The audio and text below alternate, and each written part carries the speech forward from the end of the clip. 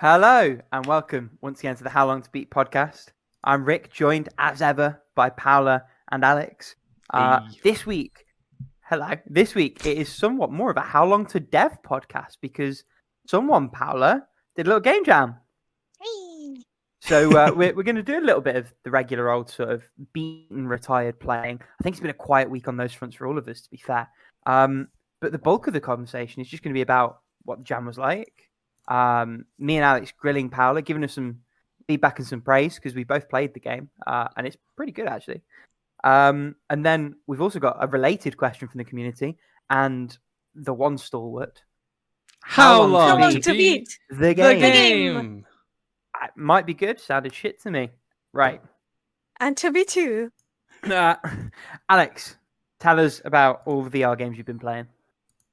Yeah, so I've been doing a whole lot of VR over the past little while here.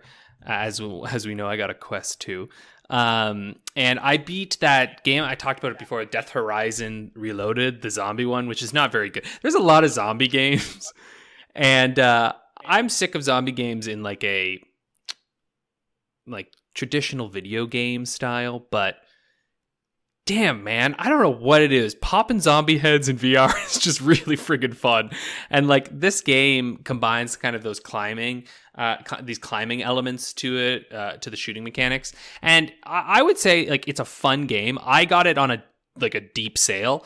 And I think unless you get it on a deep sale, you skip. Because there's a lot of better stuff. It's just the end of it isn't really an end. Like I got to the final section and it was like, oh yeah, the big, like there's like this boss coming up, and then it was like to be continued thing. Like they're still working on it, I guess. So you know what I mean? It's like a pretty old game too at this point. But anyway, I guess like for at least the Quest version, maybe, because I guess the Quest 2 is not that old. So I'm sure this was like, ported and created for this one, and maybe, I don't know, maybe they're having issues. I don't know. Maybe it was never made. I'm not sure. I didn't look into it because I don't really care. But yeah, fun enough. The one complaint I have is that like near the end of it, it was starting to get a little like, it was a little cheap at a certain point. Like this final stretch of a hallway, it's just like this like rush of all these zombies, and like honestly, I ended up beating it by just kind of running through it, which is sort of disappointing, right? Like, you're supposed to like shoot your way, and I was like, it's too hard to shoot your way. I can just literally run past all of them, use the key card, and get in the safe room. And I'm like, is that really what you want me to do in this game? Because that's what I did, and I beat it. So I don't know. A little disappointing there, but it was a great game to get my like VR sea legs under me, I guess. Like I found when I first started playing it, I was a little motion sick, but after playing it now, I can go like full tilt in games and I'm fine. So that was kind of nice. It's kind of nice to find a game that has locomotion that's not too intense to kind of get yourself going with it. And so, yeah, that was this one for sure. Is that a thing you found with the VR where like the initial sickness dissipates a little bit once you get used to it all? Big time. Yeah. Okay.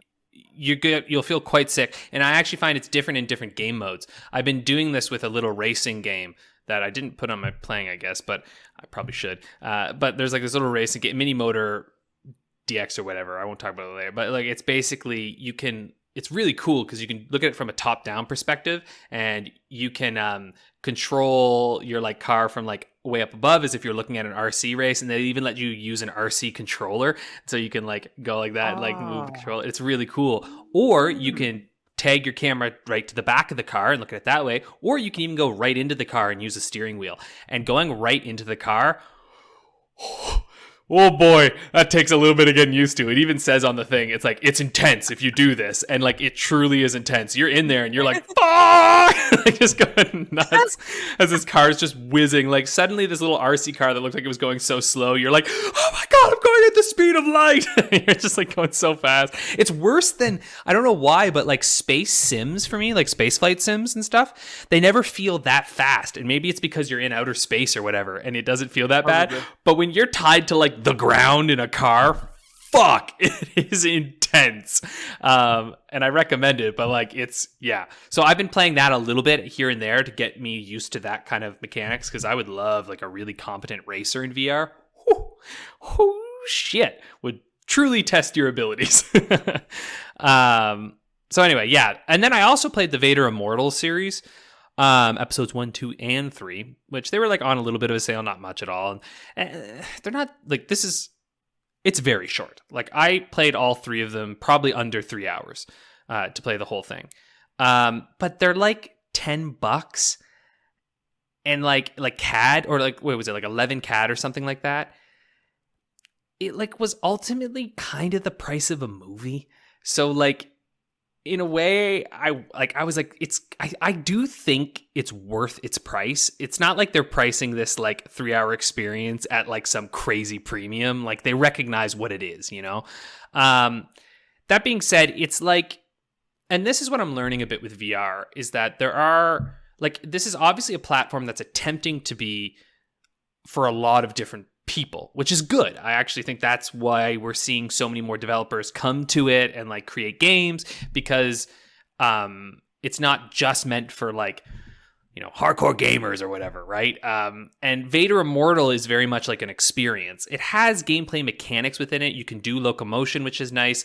There's lightsaber stuff, which is pretty cool. You got some force stuff, which is neat. You're not playing as Vader though. Like it's a story about Vader, which I think is partially the like I was kind of hoping I was going to be Darth Vader. You know what I mean? I don't know. I think I missed that part when it's booted up and I went, fuck, I'm just a nobody. And, actually, this game, when we do a New Game Plus about political hot takes, I've got a big hot take on this one because there's some stuff in this that I'm like, that's fucked up in a lot of ways. But anyway, the way it works is like, it's very much like playing I don't know, you're like in a movie, I guess, you know, or like an episode of like Clone Wars or something. Like that's kind of what it feels like. Really impressive sights. The acting's cool. It is fun to use the Force, but ultimately the only gameplay you're really doing is like blocking blaster bolts, getting into a couple of lightsaber fights, and like pulling. Now I will admit, grabbing a stormtrooper, pulling them towards you and slicing them is pretty fun, but because it's kind of, you know, you're not obviously slicing them in half. Listen, if this game allowed me to slice a stormtrooper in half, I'd have been like, this is a 10 out of motherfucking 10. But because you pull them and you slice them, they're just like, I'm dead. I'm like, fuck you. This is the conceit of a Star Wars game, though. It's never quite going to be what you want it to be. I feel like that's just going to be the case in eternity. Yeah. And there was a time when you could slice through folk and stuff. But again, it's trying to hit a more mass appeal, and so that's fine. Yeah. But even then, there's no blood from a lightsaber, so just let me do it. They don't cauterize. Let them cut in half. You're killing people anyway. Mickey says no. I know, we tried, right? We asked. Yeah, and this is also the problem where they all have to be canon now too, right? So like, and it's just the story is fine, but you're also like, what? Like, we'll talk about this more in that New Game Plus, trust me, because I really want to, like, I very much want to do this. So anyone listening, that I will request that be our next New Game Plus, because God, I have some thoughts on this game. But I don't want to spoil it for anyone. But anyway, if you have a Quest, I think it's worth playing if you like Star Wars, because yeah, it is pretty cool at a few points. Darth Vader is pretty intimidating in VR. You're like, oh fuck, hey buddy, and nothing will stop me squealing in joy from going woo with a lightsaber. Rick, tell us about Box Boy and Box Girl. Yeah, so this is kind of a cheat completion in the sense that I finished the main campaign, but there's a pretty substantial post game that really by rights is still game. So Box Boy, the Switch version, serves as, to the extent that these games have a story, serves as a prequel to the 3DS trilogy narratively.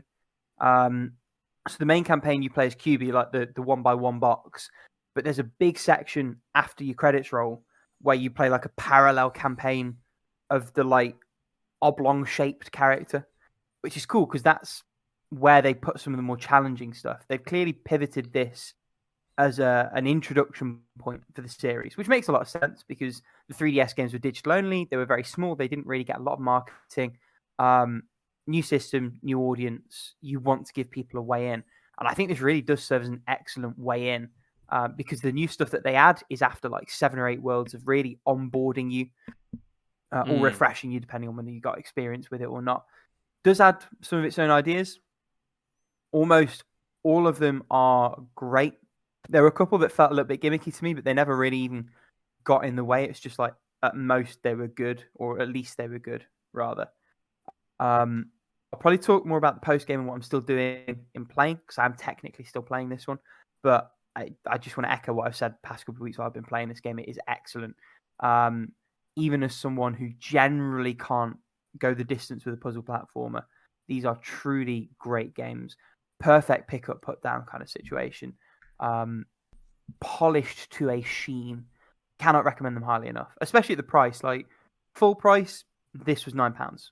So you're talking like $10, $12. The 3DS games were half that each. And if you are wanting to snap those up legally, I would say do that quick time, because I think in Japan, they've literally just taken away the ability to like pay with a credit card for things on 3DS and Wii U eShops. Oh, so yeah. It's not happened in the West yet, to the best of my knowledge. But I'm not really plugged in anymore, because everything that I wanted to buy, I've bought. Everything that I want to try post then, I will download illegally, because I've got a hacked 3DS. Yeah. B, even though it's not happened this side of the pond, like it will soon. That's just a reality of it. This is the beginning of the end for those platforms. So if you want those games, and you should want those games, snap them up quick time if you want to buy them legally. Boxboy is great.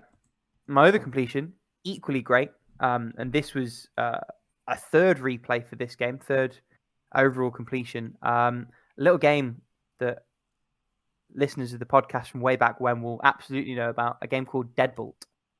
By the same devs as Risk of Rain 1 and 2. Very, very good game. Very different kind of focus. This is a single player shooter, I suppose. It's a weird one to pin down in a genre sense. It's somewhere in the vein of a 2D Hotline Miami.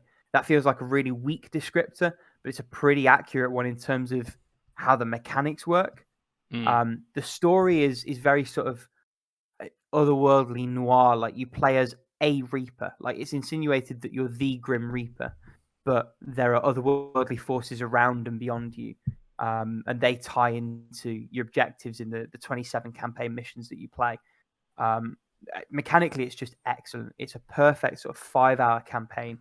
I've thoroughly enjoyed it every single time I've played it. It's definitely best on PC. That's where I would say play it if you absolutely can. The Vita port is excellent. There are 2 specific areas where there's not game-breaking but significant slowdown. So that's a factor to sort of bear in mind. On PS4, it was great. Had no problems there. So that's also an option for people wanting to play it that way. Wherever you play, it's on Switch as well. I imagine that port is good. It's a great game. It's got oodles of charm. The soundtrack by Chris Christodoulou is one of the best albums ever, let alone just video game music. It's a wonderful piece of art. The game visually is quite striking. Mechanically, again, like Boxboy, it's really, really polished. It's quite a narrow sort of set of abilities that have been really honed in and levels built around those. The other perk on PC is it's got a level editor, so you've got access to a load of sort of community-created levels there. Big plus. Especially, it's quite funny when you were sort of following the development of that game. There is one level which the developers designed a whole sort of booby trap system around exclusively for that level. And then people took it and ran wild with it in the level editor, and they're like, thank fuck that work wasn't all for waste. Because that's literally the only time it's used in the campaign. And it's a blink and you miss it kind of thing. The game's wonderful. Just go and play the game. 2 bangers of completions this week for me. So happy days in that sense. And Paula, have you got any beatings? If not, I'll jump straight into retired. Oh, I haven't gotten any. So it's been a quieter week this week. Just for reasons that we will get onto. Yep. Let me roll straight into retireds in that case. I retired a little game called Cyber Shadow. So this is like a 2D Ninja Gaiden-esque game by Yacht Club Games, the people behind Shovel Knight. I was driven to try this game because it's leaving Game Pass at the time of recording in about 2 and a bit hours time. So I wanted to try it with enough time that if I liked it, I could beat it. I liked it ish, I guess, but I didn't love it. It wasn't really gripping me. It's definitely not old school hard, but there was enough old school obnoxious design, like in an intentional way, that it didn't really jive with me. And that's not necessarily a failing of the game. That's just a matter of taste and preference. There's other stuff I want to play on Game Pass, let alone on everything else. So it's one I might come back to in the future. It's the kind of game I imagine will get deeply discounted sometime. But it's not one that I was really enthused to plug away and really commit to beating over the next couple of days when I tried it. So I was on the same boat with you. Like I retired that game too, because it's just there's stuff in there that I was like, oh my god, no thanks. Like if you're like a major Ninja Gaiden fan, like the NES kind of things, you'll probably be like, hell yeah. But unless otherwise, I'm like, I don't know. Well, it's the gaming equivalent of a genre film, right? Like, yeah, if you're this game's target audience, and if you're not, it's a real hit or miss situation. For me, ultimately, it was a miss, but that doesn't really say anything to the game's quality. That's it for Retireds and playing for me. I'll shut up for a while. Paula, tell us what you've been Tell us what you've been playing. Hey, so I've been making some real progress in Ni no Kuni Wrath of the White Witch, and this game is amazing. I already gushed about how charming the graphics are and how I feel like it's a Ghibli movie put into the video game format. And my stance is still there, mainly because of how everything looks like so, I'm gonna say like so pretty and fairy tale like. And some of the topics this game tackles are like deep or a little bit depressing if you really think about it. So I kind of like that duality in the game. Plus, one of the mechanics that takes from the center is that every person has like a counterpart on both worlds, because you're a kid like going to this magical world to pretty much save his mother. But the thing about it is that not only his mother has a counterpart, everyone has a counterpart, and you have to pretty much like travel back and forth between these two worlds and pretty much try to figure out what is going on with one person by their counterpart. And I found that very, very interesting. I think I haven't died yet. Yeah, I haven't died yet. But even if the combat is quite simplistic, there are moments where I'm like, oh no, that thing hits like a track, especially because depending on which familiar you have out, some are bulkier than others, and it really shows. I'm also playing Animal Crossing New Horizons. I made a stupid amount of money with my turnips. Oh, were you gonna say? Oh no, nothing. Something I was just about gonna say, yeah, Ni no Kuni, like that's a game that every time I see it on sale, I'm just like, oh, I should play that again because it's such a fun game. But then I also see like the time that it takes to beat it, and I go, maybe not. I'm very much in that boat, but equally, recently a fan translation came out of the DS version. Both the game and the 200-page spell book that like it physically came with in Japan, that you're supposed to refer to and like copy spell shapes from on the touchscreen. Like loads of mad stuff that never made it into the PS3 version. Oh. But it's just a huge time commitment. It's so tricky to try and fit in there.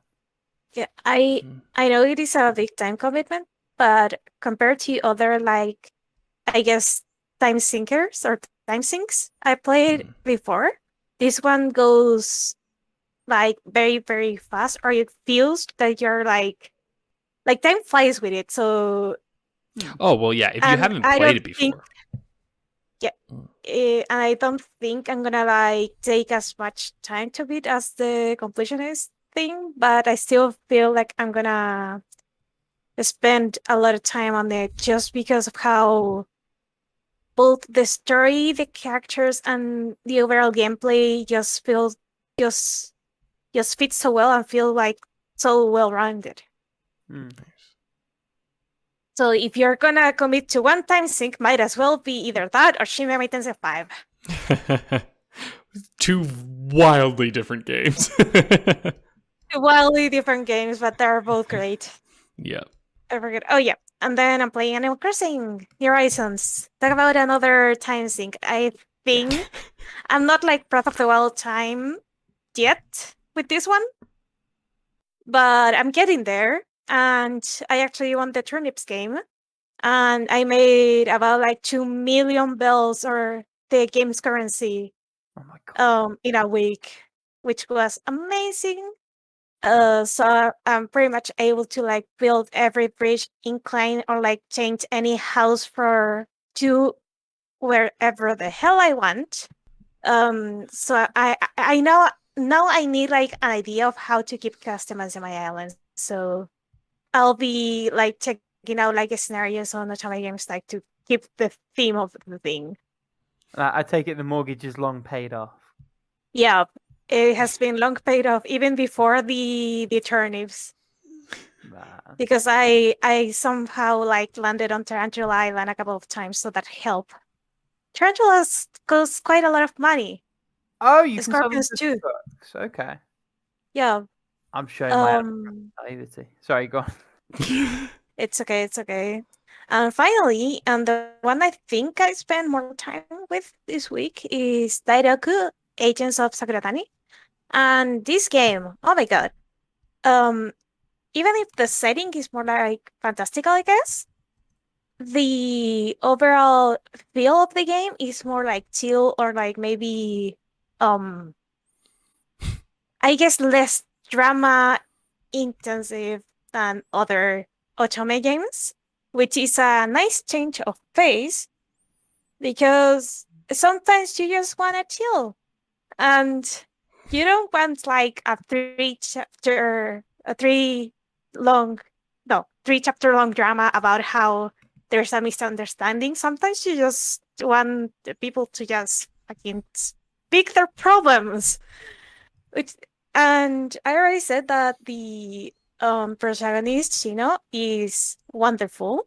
Like she is like she kind of fits like the not so naive but very like I guess this is a very kind character. And it has like very interesting ideas, but at the same time, when she's getting like pissed off by some other character that likes to just tease her out of her mind, she's like, yep, well, fuck you now. Which is also refreshing. Sorry, I was just gonna say it's kind of funny. On How Long to Beat, you are currently the only person playing this game on. Oh, I know. Like on How Long to Beat, of course, you're not the only one, but you know what I mean. Oh yeah, but overall, I think this is one of the less popular, maybe because a big chunk of the Otome fandom kind of likes the more intense storyline that other games may have, such as Kodamaris or Code Realize, that have like an overall oh my god, overarching theme that is quite apparent from the start. Here, I'm just like doing patrols and making sure the Ayakashi or the yokai and other spiritual beings aren't like messing shit up. From time to time, I have to seal one of them, but it isn't like super terrible. There hasn't been like life-threatening circumstances or anything like that. And like the worst that happened was a little misunderstanding, and not even like between like the main cast, but between like two people from the rest of the cast. Which, by the way, there's so many side characters, and all of them are like super interesting. You could tell that at some point the developers were like, yeah, we should probably like have some extra Ikemen or extra pretty boys, so in case this sells well and we can make a fan disc out of it. Which sadly I don't think it did. But yeah. So far so good. I finished one of the routes, the one that was about this, I want to say, Kitsune character, which I forgot like the level of Kitsune that he said he was. Oh, and this game is like super mythologically such culturally intensive. So I actually learned a lot about Japanese mythology, like just Googling, like, okay, so what's the inspiration from this? It's a little bit like Megami Tensei that the designs and some of the stories are like inspired by real world mythological or religious figures, I guess.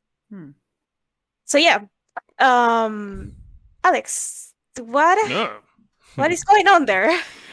Yeah, I got a lot going on. So Your I week actually, to be heavy, yeah. yeah, I kind of parked SMT5 for like a little bit because Picross S7 came out, and I was like, time to get my Picross going, and it's just so perfect for watching like TV shows. Like I was watching Dexter New Blood,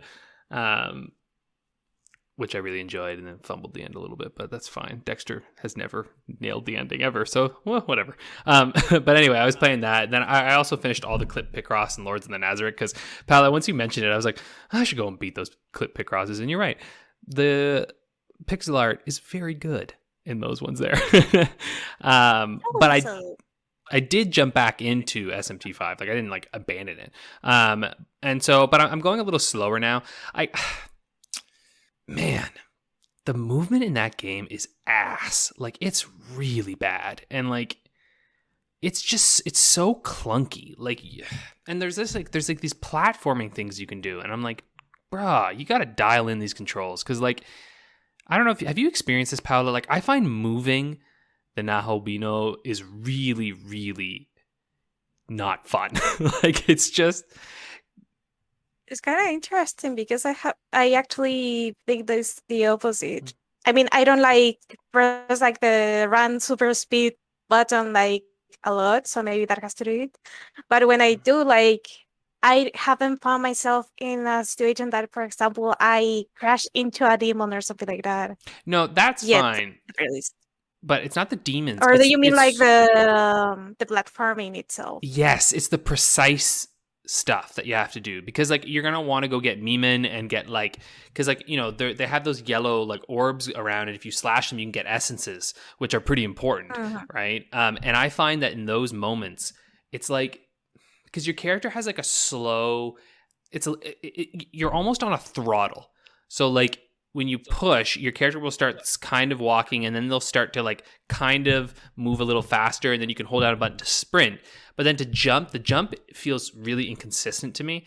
And at times I had to figure out actually that when you jump, so there's this slightly counterintuitive thing where like most of the time in video games, when you sprint, what usually happens to your jump? It gets more powerful, right? In this game, that is 3,000% the opposite. So, yeah, so when you move forward, you actually want to jump while walking very slowly because you will jump further that way. Whereas if you're sprinting, most of the time you'll hit the jump button well before you're about to go off an edge, and it just will not register. It'll be like, no, you missed, and you'll just fall off. The amount of times I've fallen off is so fucking annoying, and I'm like, it's starting to like, because now we're getting into, I'm in an area where there's a lot of goddamn jumping, and there's a lot of fucking platforming stuff. And I'm like, come on here. Like, it's just, I feel like I'm fighting it sometimes, which I don't know. It's just, and I think maybe that's because I don't know about the other games and whatnot. This seems to me like maybe the first time that it's like really intensely open like this. I don't know. Did they have a lot of this moving around in the other games? I don't really know. That you guys can fill me in a little more on that. Not so really. Like, I mean, the one thing that I kind of think about is Astral Chain, in the sense of on ground the movement is solid, but when you have like these 3D platforming parts, it's kind of like you may fall a lot. Yeah. Okay. Then I'm gonna. And as a point of contrast, like Shin Megami Tensei 4 didn't have a jump button; it had an interact button with various ladders and like mantleable ledges. I'm gonna chalk this. Yeah, that whole thing's new. Yeah, I'm gonna chalk this up to growing pains then, because that's what I think it is. Like, I like the concept. Getting to explore the area is very fun, but I just really wish that they had reconsidered a couple of their options for traversal in this part. But anyway, that doesn't that's just a quibble from now having played like close to 20 hours. It's just like a thing where, you know what I mean? Like you start to hit stuff that you're like, it's grating on me a little. But like the core stuff is still really enjoyable. And what I've been finding fun about the game is like, I am definitely over leveled still, I think. And I'm like, I'm just obsessed with creating the most incredible. I got like a Sirunup, which I think it's like the Ainu word for fox. It's a Sirunup. It's a little fox who floats. But he's got his agility is like so fast, and like that none of the freaking enemies can hit him. So he's basically my like miss spot. But everyone wants to target him because he's the weakest. So like the enemies will target him, but they'll always miss him pretty much. Especially in like a direct attack. Like sometimes magic will hit a little, but then he's strong against it, so it's fine.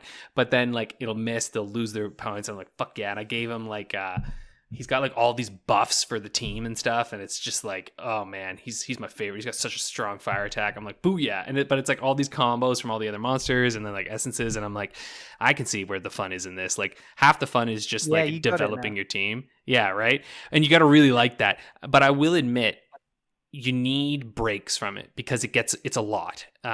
It's a lot of menu stuff. And so for me, what I've been finding to be really successful is like playing, and that's why I think it's so good on the Switch, because it lends itself to like a couple runs, right? Like, okay, go through, I've got a goal of getting this monsters, doing this little side quest, hit a ley line, save your game, peace out for a little bit, and then come back later. And so like I've been finding it's like it's so suited to pick up and put down play.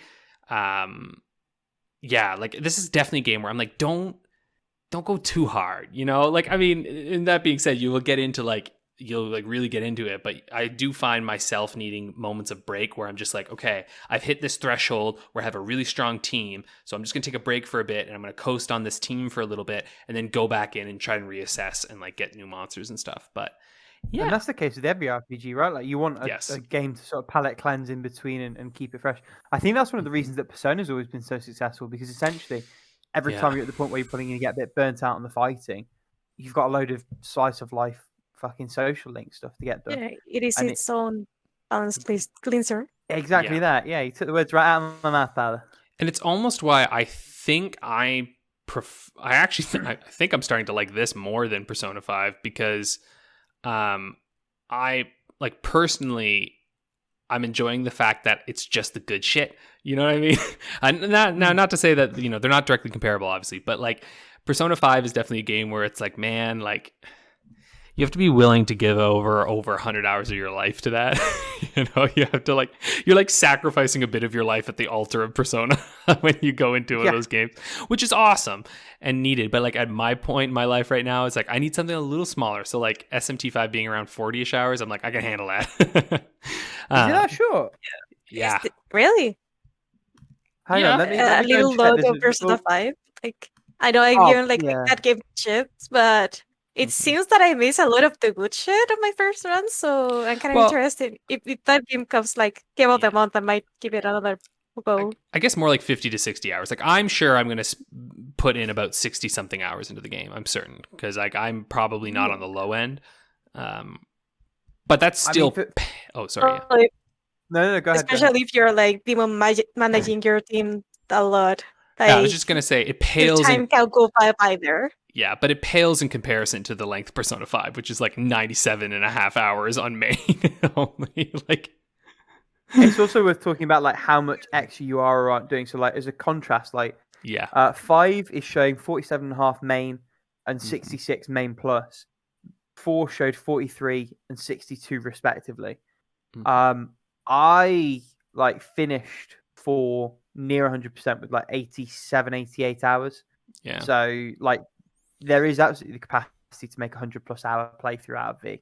Yeah. So I don't know. I think maybe, I don't know. You probably can put in 100 hours or so or whatever. But like I'm actually finding that in general, unless you just like battle a lot, which I guess you could do, there does seem to be like a kind of, like, I don't know, I'm sure there's a big post-game thing of, like, hunting big monsters, big bosses kind of stuff. Like, I can already see a hint at that coming into the first part. But in general, I feel like I'm, like, doing almost everything in the areas that I'm going to. And I'm already, like, well into the mid-game. So we'll see. But I assume this game, like, again, I think would know better than I would, because SMT is still kind of like, I'm still in virgin territory for this. So I assume that it's got like a major post game to it, as many of these Japanese RPGs have. Like, go fight the big monsters now. It's more what the side quest situation is than anything. To be fair, like, generally these games have pretty sort of distinct ends. So it's all sort of happening before a point of no return, usually. This one might be different, I don't know. In the case of Apocalypse, you have both the alignment system with the different endings, and also you have a complete, like, different dungeon that is completely optional. Ooh. And at least for my playthrough, I remember taking about 20 hours extra over like the already like 60-something hour playthrough just to beat that dungeon before going to the final one. Crikey. I still haven't decided if I'm going to play Apocalypse before or after 5. That's a whole dilemma going on. Anyway, Alex, sorry, this is your completion. Yep. You're playing, rather. We kind of took over. Yeah, no worries. Anyway, I'm just like, I'm really liking it. I'm glad that this one has hooked me, like because I always sort of felt a little like disappointed that I've never been able to like kind of like get into these games. So you could say it's finally sunk its SM teeth in. Oh, no. No. Okay, how do you kick? Oh wait, we can't kick him from the group because he created it. God damn it. He made the call. We're screwed. It's just game over. You have no power here. Game over, man. Game over. Oh, I can mute him. Okay, no. Oh, there we go. All right, so I'm also playing Mass Effect 3 right now, which I've been having a very fun time with this game. Because honestly, when I thought about it, like, I've replayed 1 and 2, I think 3 times now, including the most recent one that I've done. Maybe more than that, actually. 1, maybe I've done 4 times. But this one, I've never replayed Mass Effect 3. I did it that one time, and that was it. And I think partially it's because, like, when this game came out, there was a lot to do with, there's this like war assets component to it. So you're like, because yeah, the whole game is around this big, I don't want to spoil things, but we'll just say like there's stuff that is being set up in the first and second that holy hell pays off in the third for sure. And you're in a big war. And so a lot of what you're doing is trying to gather assets and like gather allies and gather, materials for the war. And when the game first started, they actually had a cell phone app where you could send you had agents that you could send on missions that would help you like increase your war asset goal. And it was kind of like an idle game, but like the idea was that you could actually manage and look at like your war assets at the time, and you could as you're playing or something, you could like check and like send people on missions and just leave it there and keep playing, and then you could like check, and like it was kind of cool. Kind of dug it. I could tell that it was probably just like a money thing, but I don't even really, because I think I don't know. There must have been microtransactions in it. I'm sure there were.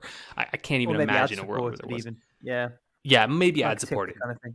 Yeah, that kind of deal. And so Mass Effect 3 to me is kind of a miracle because it feels as though it is a good game in spite of everything EA was trying to do to them. And you also sort of see, you can like see the warning signs in some ways for like what was to come with Andromeda, but I also think that it's just like mechanically it's just their most solid one, right? Like it's just, the combat is very fun. At one point though, I was like, why is this so easy? And I went to check my settings, and for some goddamn reason it was on casual for a couple of missions, and I was like, what? And so like I bumped it up to like hardcore because I was like, no, I like, because again, if you've played 1 and 2 and then you transfer your progress over, you're actually quite leveled up, which I have to say is really, really awesome because it makes it feel as though your character really is continuing the earlier experience, right? So you actually maintain experience from your earlier runs and your earlier games. So it doesn't feel like that shit where it's just like, oh, you restart and blah. But I also have to say, wow, BioWare painted themselves into one hell of a corner with that second game, because and this isn't really spoilers or anything, but let's just say everybody on your team in Mass Effect 2 can permanently die. Which means this is why Mass Effect 3 to me is one of the greatest feats of video game design I've ever seen. Because now, some of those characters that you could play as can become companions, like people that you actually like have in your party in this game. But like all the characters from that second game, they show up in this third game. And so like, and they impact the missions that you go on.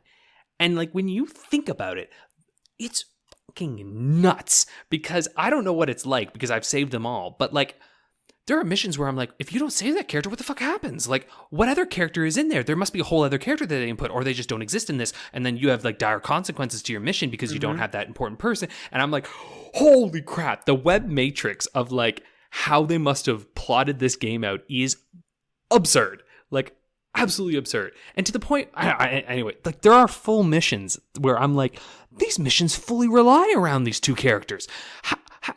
Is it just not in the game if you don't do that? Or is it in the game, but like, like, you know, it's just kind of like, it's wild. It's fucking wild. Well, the eventualities they would have had to have baked in, yeah. Yeah. My head aches just thinking about the eventualities, to be honest. But anyway, I'm having really fun. I've been actually playing it with, so you can kind of do the missions all in it, but I've sort of been using, not like a guide per se, but just like a thing that gives you like a recommended route to play through, because like some missions are like do lock off certain things. So like, Okay. do you know what I mean? And I'm like, the first time I played it, I didn't do that. I just went with it, you know, did the consequences. But I'm like, oh God, it's not my first rodeo. I would like to do this in an optimized way. So I'm just kind of going. And it's also kind of like the way that this person sort of laid it out is like, they're like, this is actually kind of like a fun way to do it too, because like you're actually going to get like a nice variety in your missions, which to me is very fun. So anyway, Mass Effect 3, I recommend it. It's all in Game Pass now. Fuck yeah. Like, get that shit in your veins. Play some Mass Effect if you haven't played it, because damn, it's good. All right, you ready for the VR gauntlet? Let's do this. So I've been playing a shit ton of VR games. I've probably spent too much money on VR already, but Fanatical had 2 VR fucking bundles. For like $10, they had like 8 or 9 Quest 2 games, like actually just Quest 2 games. It's like $1 a game. And there were some really good games in there. Like at first I was like, it's probably all bullshit. But then I was like looking at reviews of them and I'm like, oh, these are like good games. So I was like, okay, bought that bundle. And then they had another build your own bundle of PC VR titles. So I am drowning in VR titles right now. I have too many. One of the ones that I crazy recommend is In Death Unchained. It's a roguelite. I talked about it a little bit before. It's a bow and arrow roguelite. This shit is good. So like with locomotion and everything, it is so much fun, but you basically go through this like medieval, looks like, you know, medieval church floating in air, and you're going through like purgatory and like all these different things, and there are like these, you know, like monster archers and these like knights templar who come at you and these weird zombie guys. But the thing is, as you're playing your runs, and I was like, of course it does this, because first I was like, oh, is it just this all the time? No, it's a roguelike, my dude. So each time you go through, as you like unlock little challenges that you're going through, there's like 126 challenges in like the purgatory one or whatever. New enemies, new items, new things will spawn throughout it. I got a bow and arrow it's like a homing bomb. So like you shoot it and it homes in on the enemy, and they're like, and then you got like ones that set them on fire, freeze arrows. You have one that shoots out like a barrage of needles at people. Like, oh man, it is like, and when you get into, dude, like at first I was bad at this, but there is nothing more satisfying than just like you turn around a corner and you're like flip, and you just like headshot 3 motherfuckers right in a row, and you just feel awesome because you're like, I did that. I headshotted those motherfuckers. Like I pulled that goddamn arrow back and I whipped it out, and like, oh dude, I can't even describe the feeling of like I get it, man. VR is fun. And on that kind of level, I also played, this was in the bundle on Fanatical, which I thought this would be kind of stupid, but it's really fun. It's Zombieland Headshot Fever. So you know the Zombieland movies. Oh, okay. Yeah. It's got some really terrible character models of those actors. Like they look so stupid. They don't even really like. You know what it is. They look enough like them to know that it's them, but not enough like them to need their permission. The license. Yeah. Yeah. I knew you were going to say that. And their voices, you can tell they're just different actors, but they're not quite. But it's an on-rail shooter essentially. So it's just like a light gun game. Mm-hmm. And it's really fun because like this is where I was like, who needs light gun games anymore, man? Put on VR headset. Those are light gun games.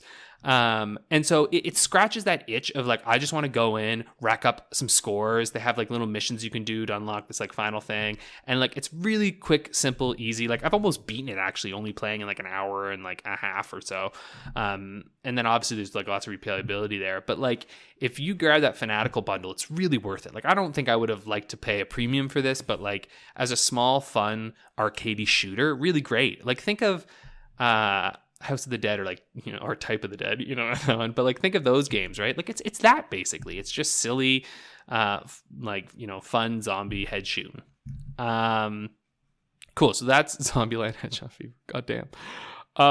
Beat Saber still playing. I actually got my partner to try it because I wanted her. I was like, I want you to like see VR, and got her playing the Billie Eilish ones, and she was like, Saber's the perfect entryway game as well. And it's also because like at first you're like, what is this? I don't know about this. And then as you get it, you're like, oh, and like you really start to get into it, you know? So that was really, I was just having a fun time watching her play, and I was like, this is awesome. So yeah, still doing that. In terms of rhythm games, I'm playing one called Ragnarock, which is fucking dope. This is a drumming game. This is Rock Band drums, basically. But you're on a Viking ship. And the whole idea is that you're like, the way it works is that you're beating the drums for the Vikings to like row. And so the way you like win is like how far you get your Vikings to row. And there's like bronze, silver, almost like gold. a Norse Patapon.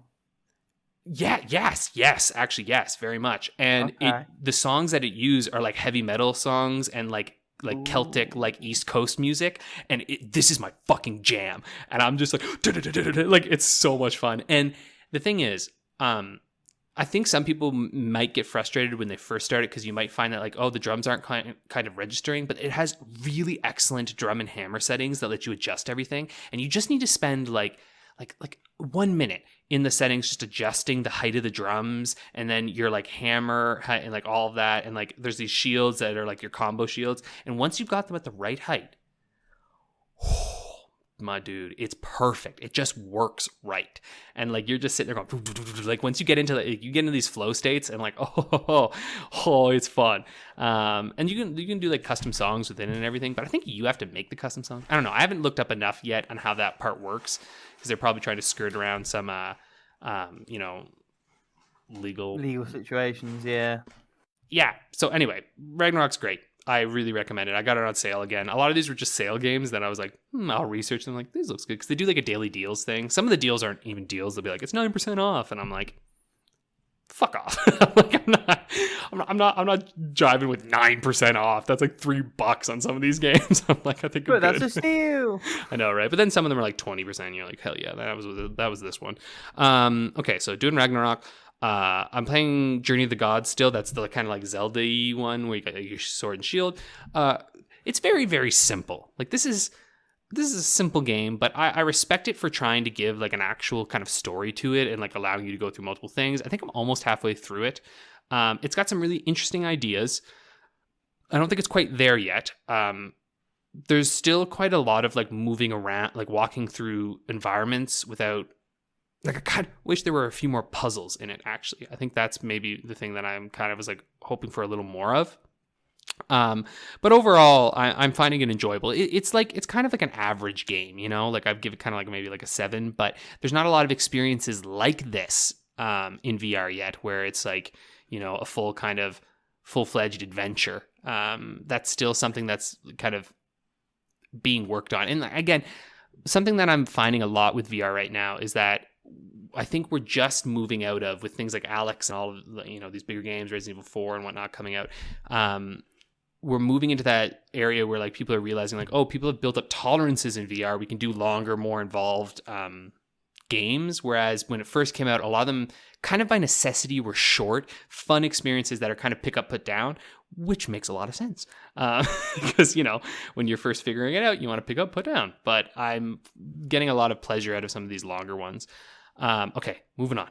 Another one, virtual reality. It's like a kind of a joke game that I find kind of pretty fun. It's like a future where I think the humans are dead, and like humans have basically like robots control the world essentially, and they seem to like breed humans for work, and they give them like numbers, and you have to put these virtual reality headsets on and help things. Like my first task was helping a large piece of butter put perfect toast on it, as it like quite sexually suggested how good that felt.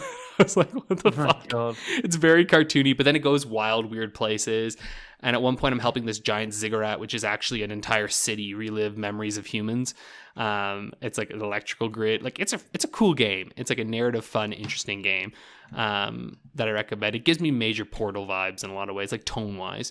But yeah, it's pretty cool. And lastly, and the pièce de résistance, I've been playing, I caved. I was like, maybe I'll wait one day for this game to be slightly on sale. It'll never be on sale. This game is a system seller. Resident Evil 4 VR. It's so fucking good. Like, holy shit. Is RE4... It's a whole new game, man. Like when you play it, because like they really like they made it a new thing. Like because they tweaked the enemies as well to really, because like you have full motion. They'd have to, yeah. That would essentially break the game. Yeah, and they tweaked it because it feels as stressful as RE4 feels, but even more so because I gotta fucking grab my reload cock the gun, go shoot like this, and like grab my grenade, unpin it, throw it at them, and like stab them in the head. Like, oh man, like I'm telling you, it's just like, it's awesome. The only thing that I wish, and I understand they're kind of put in between a rock and a hard place where like the cutscenes and like jumping through windows and like kicking people, like the cutscenes, it's like you're watching them on a giant screen basically. They're still 2D, and I kind of understand that because like the story couldn't really, like if you put it all in Leon's perspective, it wouldn't work because that's not how this story was created, right? Like those cutscenes sometimes show you from the perspective of other characters, right? And it might actually be kind of lame if it was just through Leon's perspective, because you might just see this like really tiny dude up on a giant platform talking to you, and you'd be like, what? What are you saying? You know what I mean? So like, I actually think that the cutscene stuff works fine. And again, the kicking, I do kind of wish we could have seen it, but I think that one of the reasons they didn't do it is because I'm sure they tested it a lot, and getting the leg to feel appropriate would have probably been weird, especially because you don't really see your full body, which I think is a Quest 2 limitation, because I've noticed in some other VR and PC VR, often you can see your full body sometimes in those, but I've noticed in Quest 2 that that's not a thing, and I suspect that there is a limitation thing going on here. You'll see items on your body that you can use, like you'll still grab things off of you, but it's just your hands that you're seeing. I could be wrong, but I have a feeling, and I'm sure that that's a little complicated as well. But yeah, if you have a Quest 2, this is a goddamn no-brainer. Like it is just... And this is my like 4th or 5th replay of Resident Evil 4 probably, and it just feels brand new again. And like holding those guns and looking at them and like your knife, and like, man, that knife looks big. It's like, it's so good. And like, I don't know what it is, but like picking up the herbs and stuff, and you're like looking at the herbs and you're like, nice. And then like to heal yourself with the first aid spray, you grab the spray off your shoulder and you spray yourself, and you're like, booyah. It's just, I love VR so much. Anyway, that's it. Sorry for the long-winded one on here. Maybe our episode will be long today. But Rick, why don't you tell us about what you're playing? This is the thing. I've had a very busy week, so by contrast, I've actually not got very much to say at all. So, let's start with Box Boy and Box Girl, because I said I'd come back to that post-game campaign. The only real difference is that the character you're playing, instead of being 1x1, is like 2x1. and you can tilt yourself vertically and horizontally. So what that means is you essentially have a whole other sort of realm of possibilities in terms of the boxes that you build and the shapes that you build. You're doing all the same things, but the way in which you can take advantage of them is utterly changed by that one small thing. It's also clearly where the developers have put all of their energy in terms of more challenging levels, in terms of pushing you, the player, a little bit further. I like that a lot. I like that approach. It's definitely been interesting, and that's where I've actually found the skill set that I've built up over 3.5 of these games now really being put to the test. It's great, and I expect that I'll have it finished, if not for next week, the week after at the absolute latest, because I'm already more than halfway through that as well. Again, just so easy to pick up for a couple of levels and put straight back down again, because of the nature of the game and the nature of it being on the Switch. So plenty more of that to come, and I'm loving every minute of it. I'm technically still playing The Witcher. I'm technically still playing Crimson Shroud. I haven't touched either of them this past week. I've played a little bit more of It Takes Two. For those that have played it, I'm coming up to the halfway point. I've just gone past the big dinosaur section where you've got like a one player playing as like the Ankylosaurus type thing, and one playing as like the Brontosaurus type thing. And I'm doing hand gestures that mean absolutely nothing to people that are listening at home. But the It means something to me. That's good. Like we're just like in that section with my boyfriend, and it's just, I love it.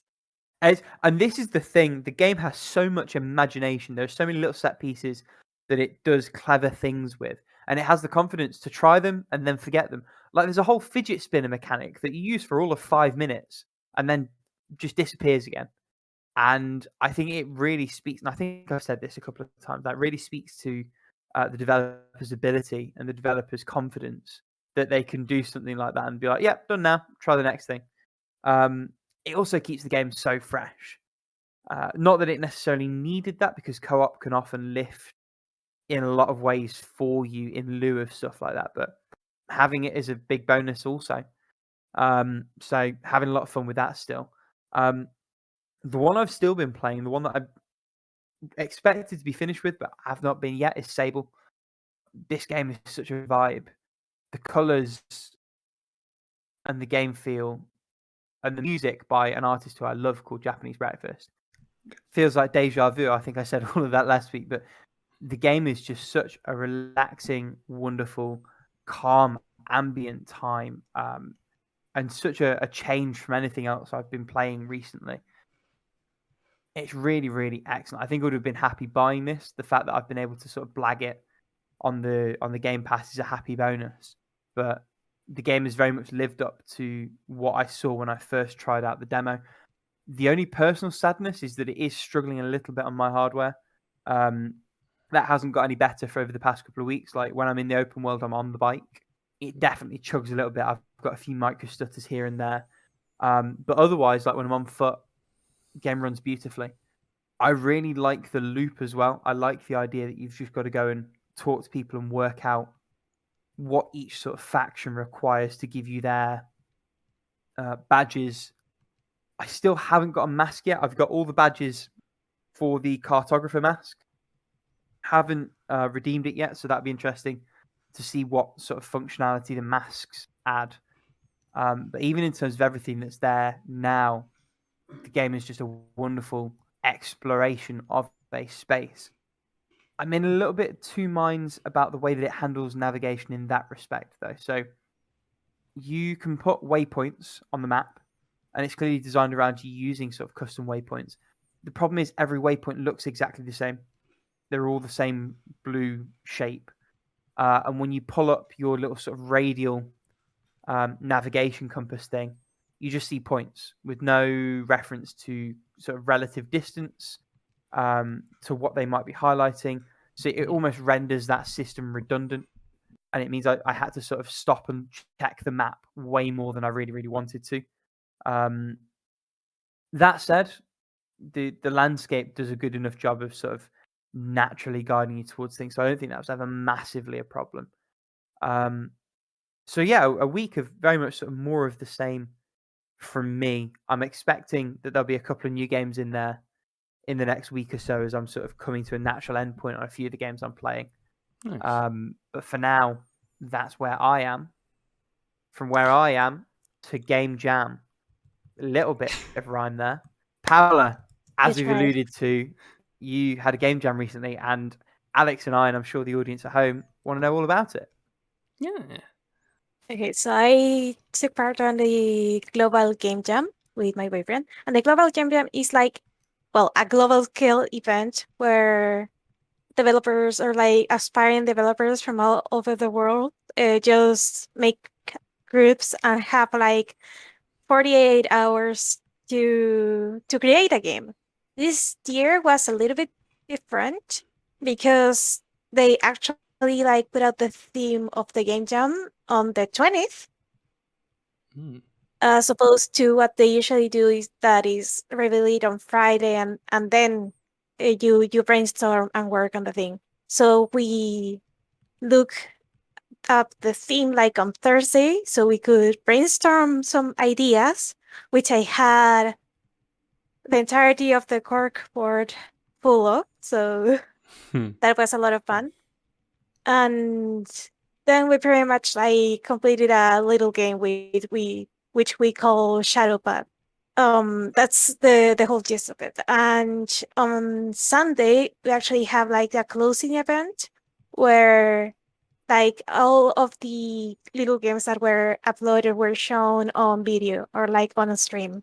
Nice. So how Awesome. big was this And competition? Like how many participants were in it?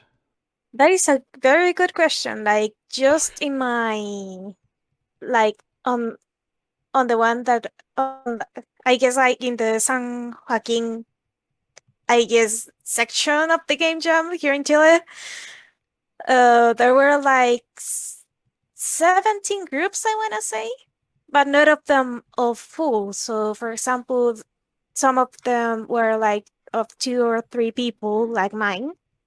Because Hmm. my boyfriend and I decided like to try to make something like just the two of us because when you have many people like trying to build a game, it kind of gets a little bit chaotic. Yeah. And there were other groups with 6 people. So I guess a conservative estimate would be like 40 people just in this one. And wow. I know there was like another one here in Chile, which I don't know like how many people were there.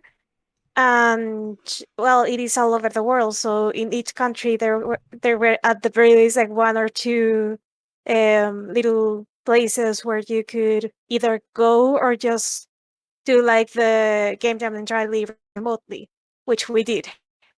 So Which, this is by the way, interesting. doing the thing remotely was a lifesaver because oh my god, having only 48 hours to complete a product is a challenge.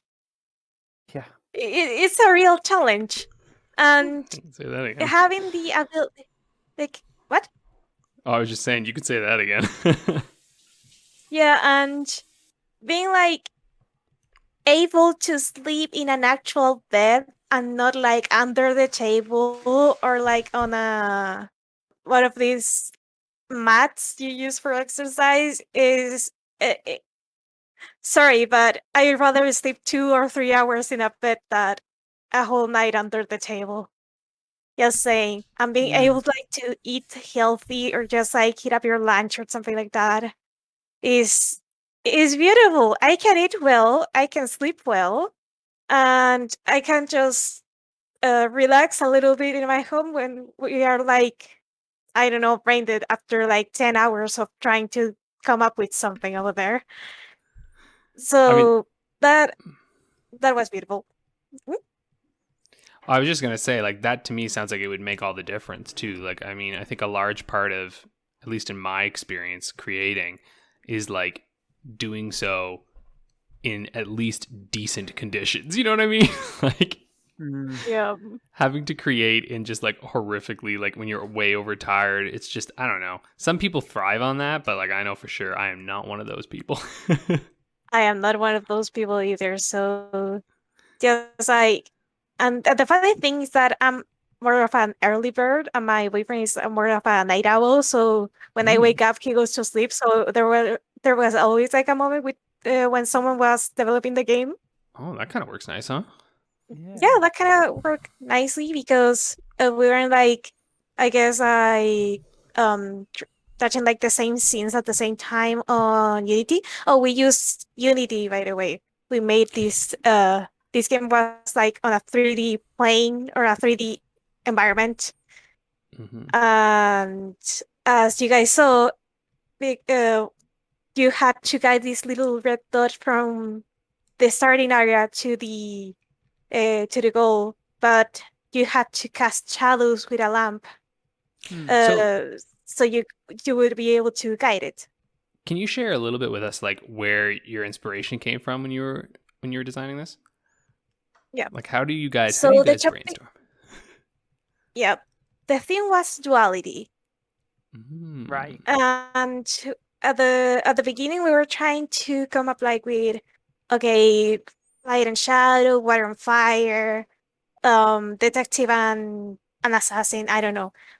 We had all these little concepts like very much on pinned on the board and trying to decide on one. But the thing that happened is that we were trying to take this very interesting topic and put in like in a not so interesting gameplay or a more generic gameplay, and the innovation came more on the story rather than gameplay.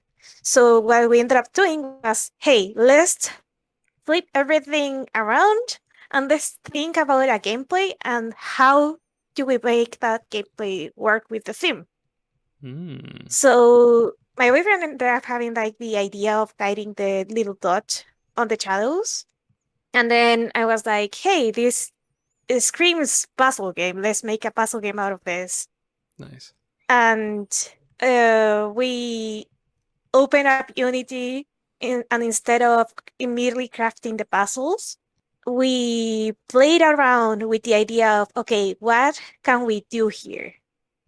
And after having a bunch of ideas, we ended up like deciding, okay, these are like the main mechanics, and we're gonna do levels in this way.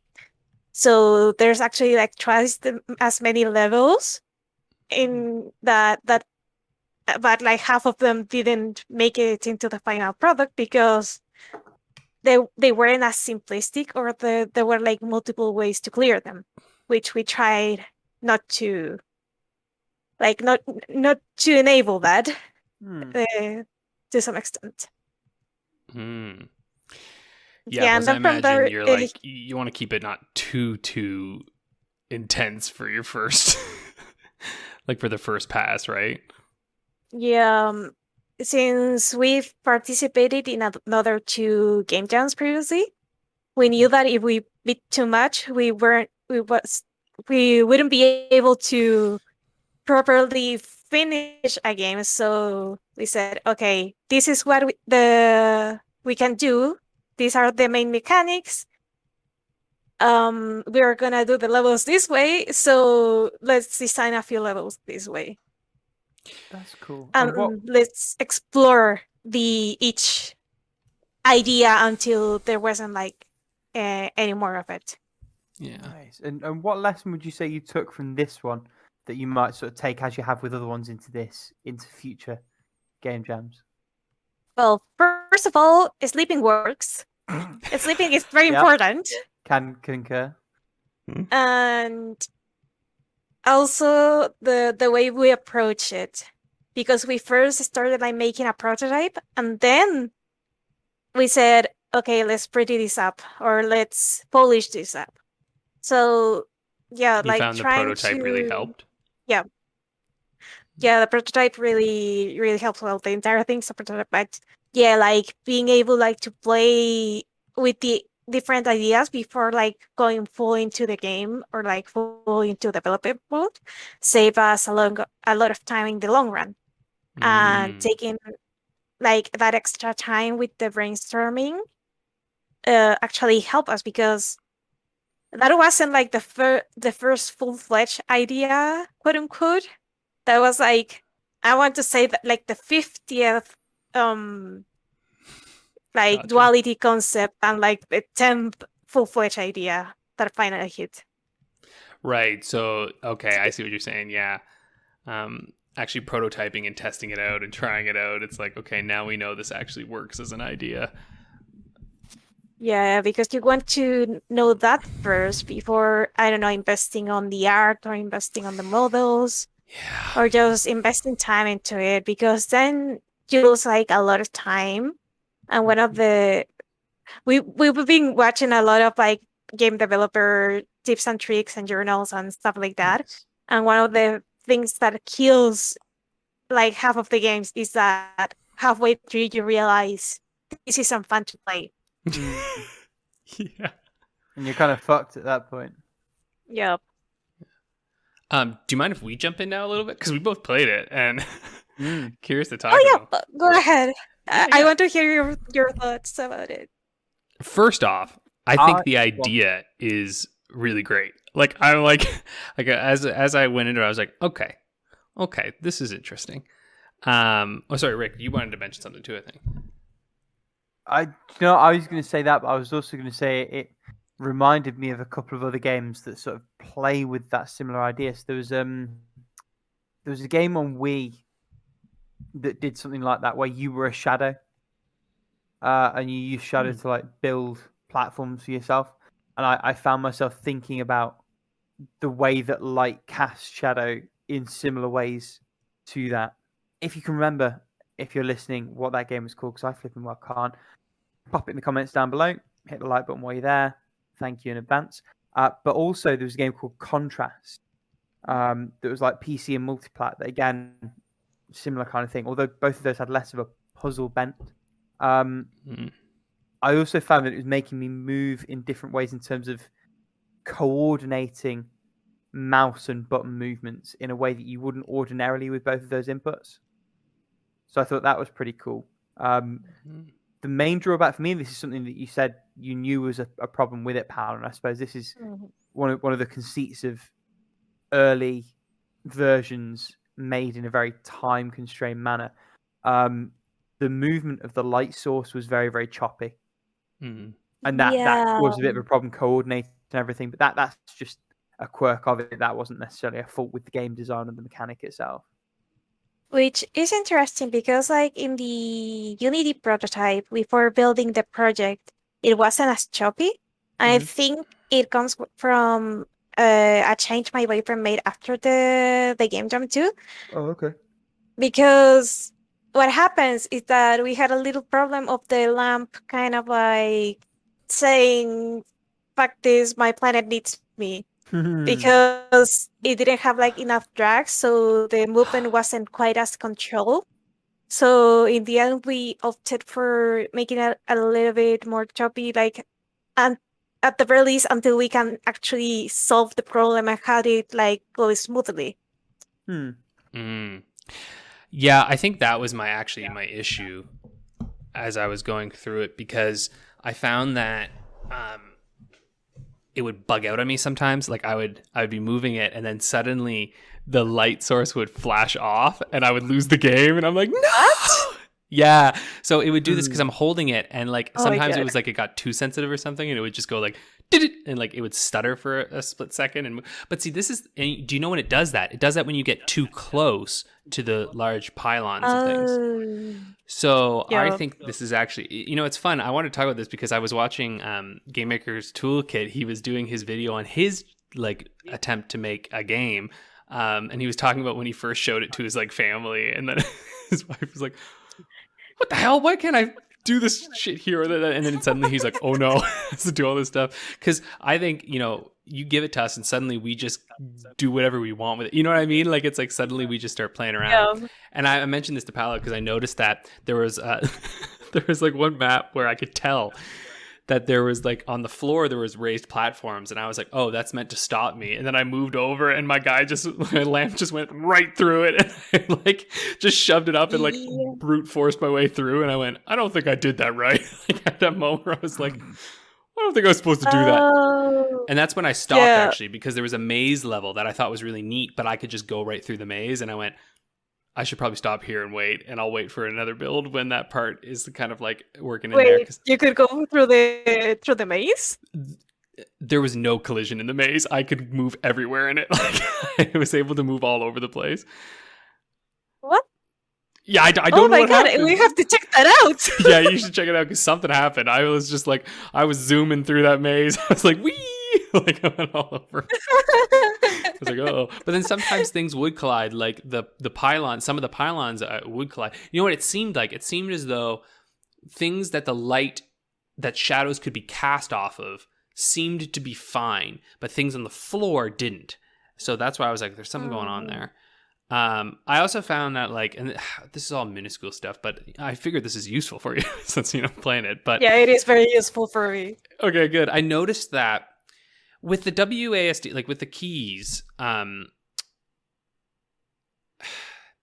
the lamp doesn't move quickly, so like the shadow feels a little jerky. Like it feels to me like as I'm moving the lamp, it didn't quite feel as though the shadow was like moving smoothly. It felt more like the shadow was jerking. And the problem with that was that sometimes I would have my little dot in one spot, and then as I'm moving the lamp, it would jerk out and I'd lose because I was like, oh, no, right. You're like, no, I'm just trying to move my shadow right here. But like, you know what I mean? It's like, I feel like for it to work really nicely, it's like I need those shadows to seamlessly move. And it felt more like they were jumping from one position to another in some ways. I don't know what that is. I don't know why it does that, because my little brain, no Cody good. So, but I'm gonna be honest. I have an idea what could be causing it, but again, we're gonna have to debug the shit out of it. That's what the next process is, right? And then one other thing that I found is that the dot itself, it's fairly floaty in the sense that like I'll push, and then when I let go of my key, it doesn't stop, right? It floats. There's a little bit of momentum to it, yeah. Yeah. So it feels. I didn't mind that though, personally. See, I wouldn't mind that if. No, I mind it actually. And the reason I mind it is because it's a precise puzzle game. Do you know what I mean? Yeah. Like, so for me, because it's a precise puzzle game and I need the dot to stop where I want it to stop as I'm moving along, that will bother me. Now, if the light was smoother, maybe I wouldn't care. Do you know what I mean? But whereas the light was so sort of, the dot feels like it has an acceleration. Remember that Shin Megami Tensei shit I was telling you about? Actually, that's kind of what it feels like a little bit. Where like when you're moving your character, it's slow, and then you suddenly go fast. But then when I let go of it, it's like, well, my dot when I let go of the key doesn't stop. My dot drifts about, I don't know, an inch. An amount. Yeah, an amount. Yeah. Which maybe that's something you want in it. Which, cool. But it's just something I noticed that felt a little off to me. I was like, oh, why am I drifting a little bit? But as for the puzzles, that was pretty dope. It was fun every time I see one. I go, all right, what the hell am I supposed to do here? But it was just like, I think that's where I was getting frustration, is because I actually felt like I knew kind of what I had to do, but I was bumping up against mechanical things that were stopping me a little bit from doing the things I wanted to. Yeah. Because I feel like your concept, which I feel like this is probably the best news you can get when you're making a game, is that like, conceptually it's great. And I'm like, I want to complete the puzzles. I was just bumping up against, and so the mechanical shit, that's shit you can fix, you know? But about concept, oh boy. Yeah, right. If the concept doesn't work, then there's no finessing that you could do. You know what I mean? But yeah. Anyway, I hope that's helpful. Yeah, that's very careful, and it is very reassuring that more people find the mechanic like interesting or fun, because that gave us like a little bit more confidence to say, okay, we actually want to refine this shit. Like this to me, personally, it feels like, with more window dress, like, if you pretty this up a little more and like, have a little thing on it, like, I could easily see this being a game, right? Like this as being a puzzle game. Yeah, for sure. Yeah, like I'm sorry. Yeah. Oh, no worries, but I see no world wherein that's not possible. You know what I mean? It's just that that stuff there that has to be a little.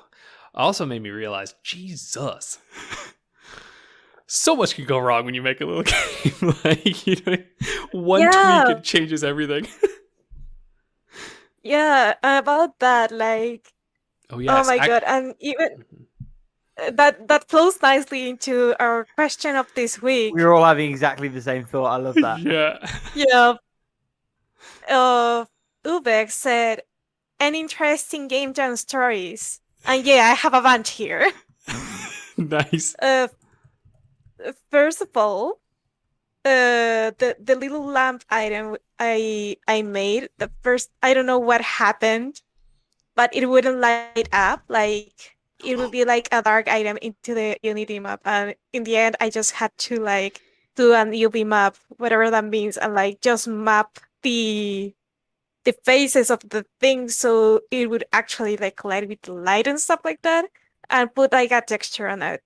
And what happened next is that, hey, you usually want to lock the movement if you don't want your stuff to fly away, because one of the things that happened is that the when the thing collided, it would like start shaking and like gaining momentum, and it just started either floating or it was just nope out of the map. Oh man. That is a very funny And visual. Just this lamp going. I'm thinking like those YouTube poops where the arms just slowly like stretch arms strung out and just like go all over the place. yeah, more or less. Or when I was like actually modeling it, which by the way, this is like the second model I make on Blender. The first one was a tutorial so I could like actually know what the hotkeys were. Oh my god, Blender and its fucking hotkeys. Like everything is mapped to a key in the keyboard, and you have to learn like all the combinations. And at some point I was making my lamp and then like I flip it over and I realized I didn't select like one of the vertices.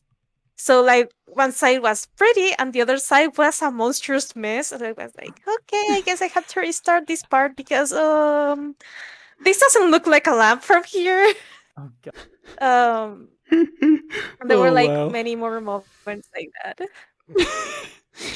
I feel like this is the joys of game design. It's like half the time, and I, thinking about this too. It's like from my extremely limited experience, but like even just when you're creating like all of the software you use, it's a bit like playing a game, right? Like you learn the controls, and then you get like a workflow going, and then you take 3 days off, and you come back and you go, fuck, how did I do anything?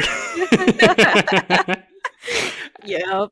And like I'm sure you get like Blender, and like even I think about it, like I use things like Premiere Pro and stuff, or like I use and like to edit my videos, and I feel like every time I come back I have to like remember how everything works again. You're like, shit, how did I do that thing before? Thank God we live in the era of Google and tutorials though, right? Yeah, that is just marvelous because otherwise, I don't think that game would have been like completed like the prototype in 48 hours. Like we were still like trying to figure out like how to bring that lamp back to Earth at that point. Spent the whole time going, my lamp is in outer space and I can't get it working. Like that's definitely a sentence you only Yes, hear in John, a we game have a jam. problem here. Oh my god. Yeah. That's good. Like, of course, there were like a lot of happy accidents, like how we achieved the lighting. I don't know what might be from press, but suddenly the lighting was cool, and I was like, "Yeah, we're keeping that." But then we're having a problem that the level wasn't like transitioning, and the thing is that there was a thing like getting in the way of he's trying to move around stuff in the level, and he pretty much like, I don't want to say that he hid a piece of the thing, but he deactivated the thing that made the level hoping happen. And he was like for half an hour trying to figure out what happened. Why wasn't it working? It was like, oh, I'm a fucking idiot. Please, just kill me now. Honestly, like when looking at things like this, like game jams and stuff, and starting game design, it reminds me that it is in and of itself a miracle any games exist. because it's Yeah. just Yup. uh, the amount of Like stuff that can between go so so wrong. much, Mm. so much can go wrong. And again, like I don't know who the first person who said, "Hey, let's make a game for this system." I don't know who was the visionary who did that, but But they oh must my have been god, a like little trying insane. to they must have been very, very insane. Not just a little. You don't just come out with something like that and it works. Like there must have been like so much try and error, especially because like the older computers didn't have like better compatibility, so you had to program everything all over again. Yeah, A I little mean, bit with the consoles now, but we know how the shit works now. yeah, at least you can run and test things pretty easily these days. Like you can actually just like compile your game pretty quickly and actually just play it versus Yeah. back in the day. Yeah. Dope. Any other stories for us, Paula? I don't know. I don't feel. Maybe from the other game jams, because for one game jam in particular, I was the artist. To the artist, we were making like a 2.5D game, which is Mm. probably like on my game jam profile, which is called Lightless. Mm. The art is pretty, and there were a couple of things that they did into the final version, and that one was like not online. So we were there, and Aaron was there too. And I remember we were showing off the game, and I don't know what happened, but someone like probably like forgot to put a collider, like so the character wouldn't fall off a platform, and a collider like at the bottom, so it would like hit it and respawn. And we were like, yeah, so now we're gonna make it like to the final boss of this area. Which, by the way, the area didn't have like any source of light that was in the game. Oh, that the theme of that game was waves, and as the Okay. character walked, it made like wave sounds, and there were like what's the name of this insect that makes light? Oh, fireflies. Yeah, Yeah, that's it. fireflies. There were like fireflies that the ones that were in range of the wave would just light up, and then you could like see where you're moving. Mm. The thing is, for the platforming little segment we have, it wasn't fun, and we fell. I fell. I think I was the one playing, and I fell. And I continued falling. And we were like, yeah, this is probably the end of the demo. Oh my god. And that's the end. Yeah. Goodbye, everyone. And that's the end. Goodbye, everyone. So I'm kind of like happy because this one is like the first actual game that you can actually beat. I don't think anyone was able to beat Lightless, not even us, the devs. So If the devs can't beat beautiful. it. Yeah, if the devs can beat it, what can you do there? Yeah. Although to be fair, I do feel like so often players are so much better than the devs in the end, right? Like you think you're good at your game Yeah. and then you give it to a player and Yeah. they speed run it in 2 minutes and you're like, what the fuck? Mhm. Yeah, especially because we devs, like when you're like making a game, you're so used to what is supposed to happen that you don't experiment further. Yeah. Mm. And when you give it to someone else, they're like, oh, what happens if I do this? Oh, no, it's broken. Oh, that made me go so much faster now. Beautiful. So yeah, like listening to your experience with the game is like, hey, we didn't find that. We should maybe fix that. Or and stuff like that. Yeah, oh, and with Lightless, I was like the only artist of the game. We have a lot of programmers, which made the game like, well, not mechanically sound because someone forgot to place a collider, but at the very least, like the movement felt nice. We had like the core thing like programmed like really quickly. But I was the only artist, and we needed a bunch of art, so we used 3D assets, and that's why it is a 2.5D game because we have limitations, and I didn't know how to blender at that time. It's good to set the limitations. So yeah, though. Yeah. yeah, like it's still like it was very fun because either you have limitations on what you can do, or like you have like, okay, we have a bunch of programmers, we can like the game can go to that Mm. part, like go to the mechanically or programming part, or you can have two people that know a bit of 2D art and maybe some programming on Unity, and then suddenly you're making music. Because Nice. we ended up making music for the game, and my boyfriend actually like composed the theme of the game, and I was just like, okay, I think that beat is off, so it should be like that. But he did like 90%, 95% of the job. I was just like test sounding and saying, hey, maybe do this instead. Sick. Well, So that's that. yeah, awesome. Well, then, are you gonna post this game, or are you gonna wait a little bit, do some debug stuff, or what's the? It's actually on itch.io right now, so I could just put the page there, and we're just gonna update it with the patch stuff whenever that happens. Well, there you Sounds go. like a plan. Shadow Path is the name of the game, right?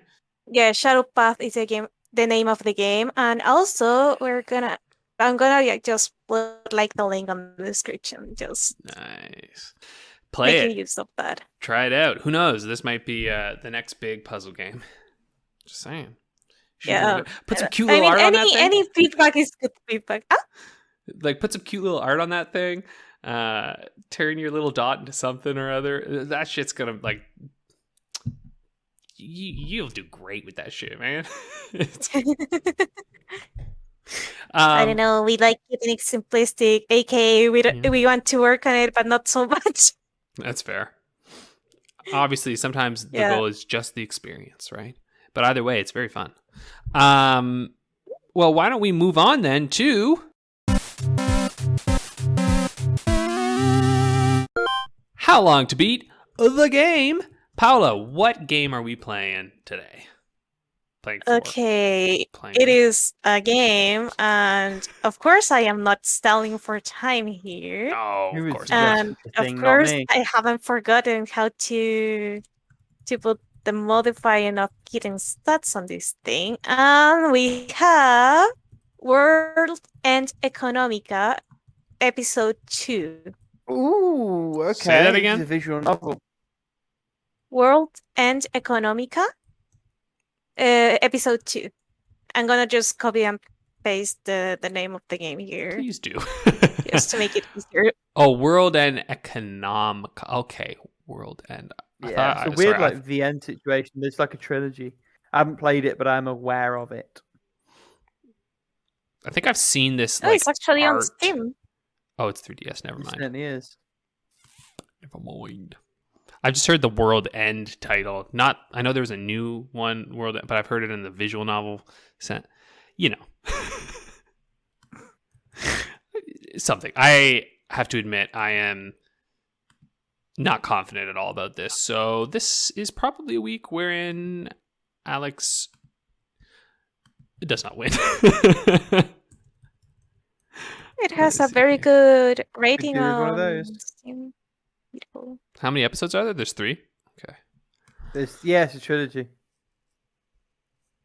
And just gonna go ahead and I'm gonna do 7, 8, 9. Months. Yeah, why not? 7, 8, 9. 3, 6, 9. Da, da. Okay, I'm gonna go 667.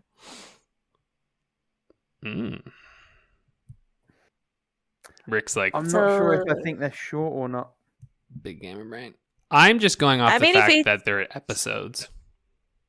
Yeah, they can't be that long, I think. So we have said this Should I before reveal and been the screwed. times? We have said. Yeah, Oh wait, but Rick hasn't written his in yet. Sorry. PS4, hasn't. PS2 was a weird time. He's going for flat 666. Though PS1 was where we got screwed. Okay. All right, what do we It's got not Oh, here, like a shorter Paula? PS1. than long or longer than 11. So we have. Let me see. I'm Main waiting for 11 and a stories, half. 7.5 hours. Okay. Main plus extras, 8 hours. Mhm. Completion Oh, is nice. 9 hours. I think we Oh, all good get some stuff. points here. 5 points. Never all mind. round. Alex fucking nailed that shit right on the money on that one.